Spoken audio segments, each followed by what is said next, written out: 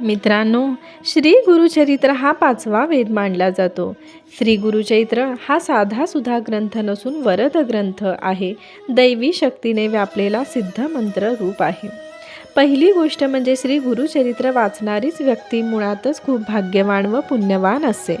तुम्ही कितीही धनवान असा, व्यावसायिक असा, नोकरीला असा, पण पूर्व पुण्याई व गुरु आशीर्वाद असल्याशिवाय मनाचा निश्चय होणे अवघड आहे.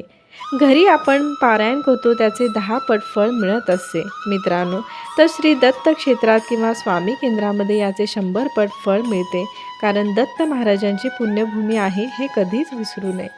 तुमच्या मनात मित्रांनो कुठलीही इच्छा असू द्या, मनापासून संकल्प करून श्री गुरुचरित्र वाचल्यास ती 100% पूर्ण होतेच असा शेकडो लोकांचा अनुभव आहे.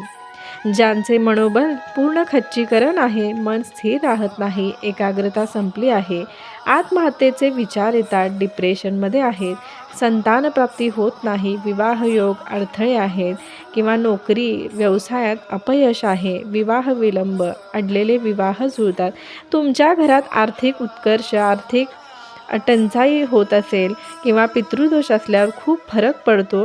ह्या सर्व इच्छा ज्या तुमच्या कोणत्याही इच्छा असो त्या श्री गुरुचरित्र वाचनाने आपल्या संपूर्ण कोणतीही इच्छा असो ती पूर्ण होतेच हे 100% सांगते. आणि सर्वात महत्त्वाचे पती पत्नीमधील मतभेद, भांडणे, वादविवाद ही कमी होतात, नातेवाईक गणक होतात, भाऊबंदकीमधील वाद गैरसमज दूर होतात. त्यामुळे कुठलीही इच्छा असो अगदी मनापासून श्री गुरुचरित्र वाचताना हा संकल्प करून आपण ही इच्छा बोलून आपण श्री गुरुचरित्र पारायण नक्की करावे.